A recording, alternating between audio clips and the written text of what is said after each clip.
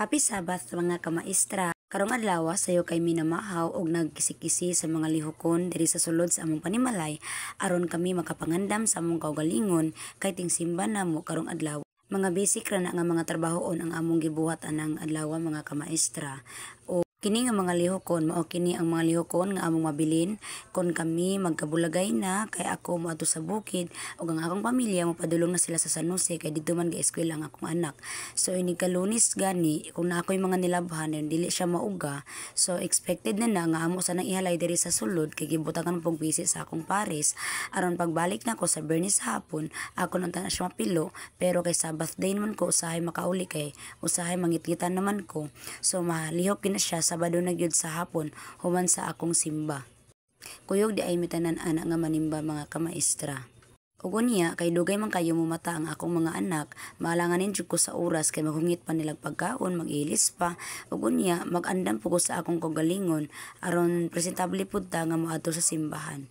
Ug gali kana mga kamaestra anang tungora kay nag-andam ko sa akong panagway. Akong tarong una ang akong buhok aron dili pud siya kalkag kun moadto ko sa simbahan. Og dayon magbutang pud ko gamay og clip kay taas naman ang akong buhok ana mga kamaestra.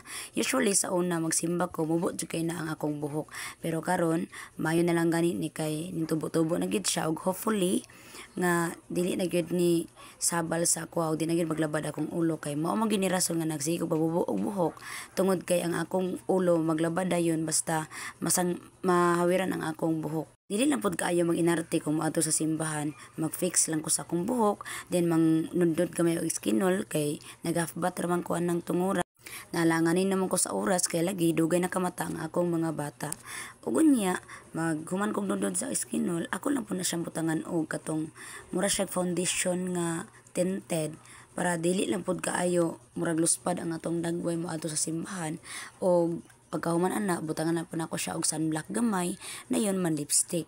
Mga maestra, taliwala sa atong kabisi sa sulod sa usa ka semana, gahinan ginato og panahon ang Ginoo nga kita mag-worship niya. Kay wala gitay mabuhat sa atong kinabuhi o wala siya. Og dili siya ang sentro sa atong kinabuhi, wala pud ta niining kalibutan. Basta tanan natong gibuhat diri mga kamaestra, gikan gina sa Ginoo tanan. Tanang butangan angko nato diri sa kalibutan, gikan gina niya.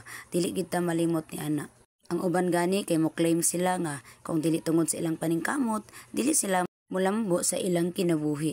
Ay alam yapod mo katingala ha nga dili kayo organize ang among balay kay dili na gina siya namo pansinon basta ding simba na gani.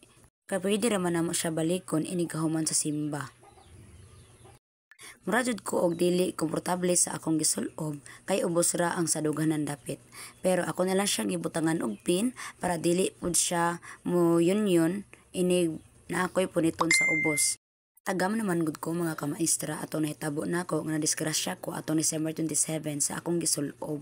Kay pamati nako, mura jud og dako kay kog kalapasan sa Ginoo tungod kay ang akong gisulobato usa ka dress nga sleeveless in which dili gid siya maayo tan-awon. Wala po'y nasayod kung kanusa ang disgrasya moabot sa atong kinabuhi. So mao to mga kamaestra, dako na katong leksyon sa akong kinabuhi nga dapat magmatkon ko sa akong mga lihok, sa akong mga gisulob o ilabi na mga kamaestra magmatkon ta kung unsa ang mulugwa sa atong pamaba. Dili malikayan nga doon na gid tay mga kasuko sa atong isig tawo, masakitan gid ta kung istoryahan ta og kanang ngilad nga istorya, pero abin niyo mga kamaestra, kung mapainamsanon gani ka nga tawo, dapat imura gid na siyang i-disregard.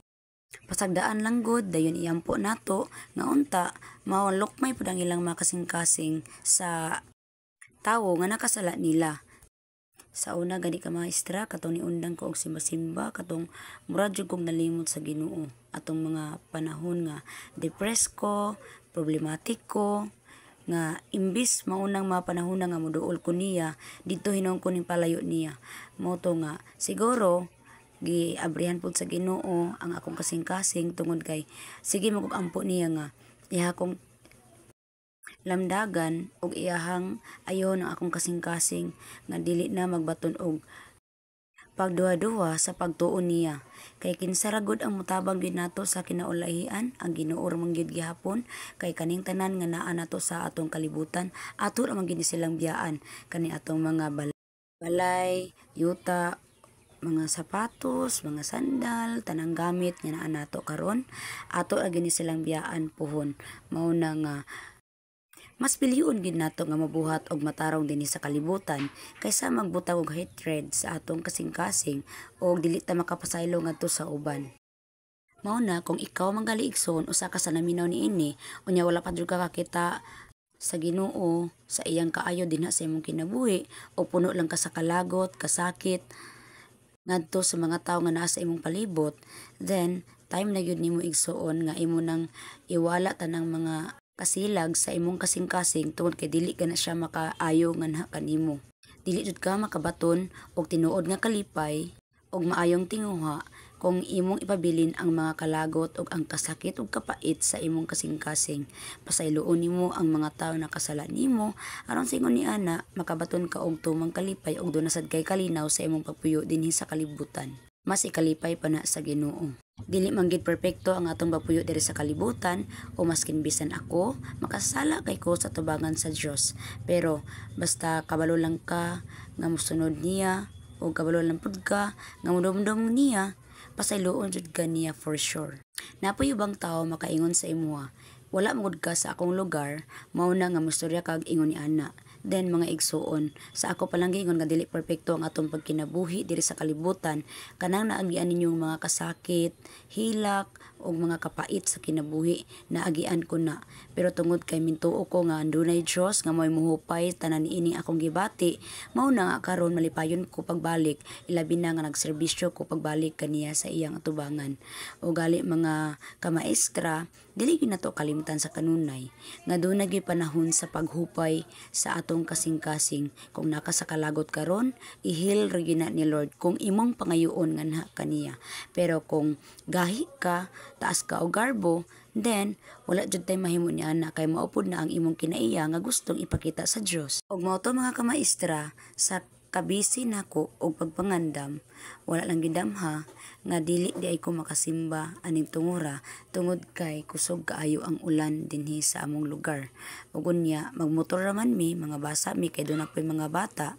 Ni action ko kabalaka kay naara ba ko'y bahin sa church. Kung dili gid mo tuang ang ulan aning orasa, mutanaw na lang mi og live sa Hope Channel. Dayon magampo na lang mi dinhi sa among balay.